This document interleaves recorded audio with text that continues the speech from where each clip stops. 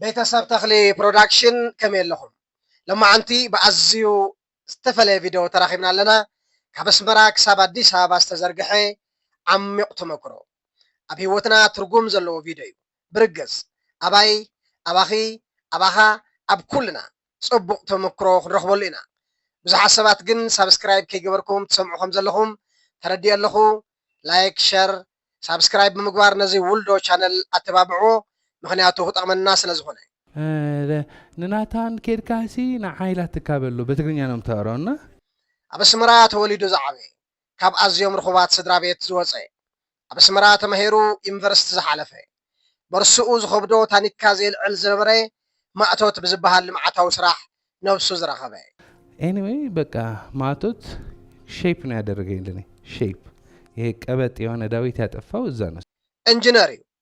ናይ ዲጋታት ጽርግያታትን ህንጻታትን ከይመስለኩም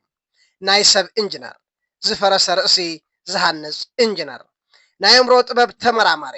ናይ ፓራዳይም ሽፍት ኤክስፐርት እዚ ሰብ እዚ መን እዩ ብዙሓት ኣይገመትኩምን ኣነ እውን ብእውነት ገሚቶ ኣይፈልጥን መን ምዃኑ ክሳብ ሕጂ ዝገመተ ኣሎ የለን ዳዊት ድሪም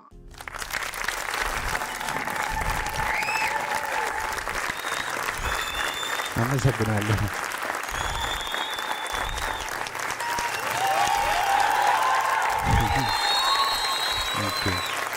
Thank you.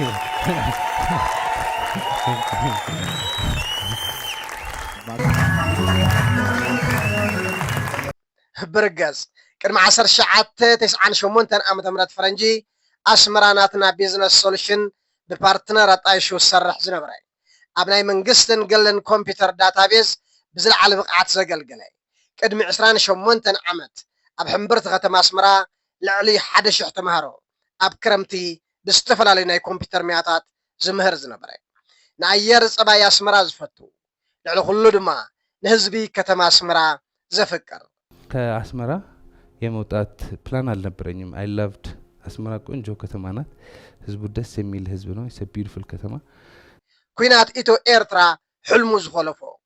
በአንፈት ጋሽ ባርካ ወመሓጀር ሓምላይት ሕመራ ዝኣተወ ውዑይ ናይ ልምዓት ምንቅስቃስ ከተማታት ትግራይ ዘወናወኖ ካብ ሕምብርቲ አዲስ አበባ ዝኸተመ ዳዊት ድሪም ናይ 21 ክፍለ ዘመን ጅግና ይብልዎ ብዙሓት ናይ ሚዲያ ኢንፍሉዌንሰር እዩ ልዕሊ 2 ሚልዮን ሰባት ቀጥታ ፌስ ቱ ፌስ ስልጠና ሂቡ ቀይዱ ዝሓዘና ናይ ፓራዳይም እስር ቤት ሰባቢሩ ሓሊሙ ሕልሙ ዘሳኽዐ ዓሊሙ ታርጌቱ ዝወቕዐ ደራሲ ናይ ሰብ ኣእምሮ ጥበብ ተመራማሪ ዳዊት ድሪም ሞቲቬሽናሊስት እዩ ኣብ ርእሲ ሰሪሑ ነፍሱን ከባቢኡን ዝለወጠ ምርዕኡ ኣብ ኣዲስ አበባ ሪካርድ ሰበረ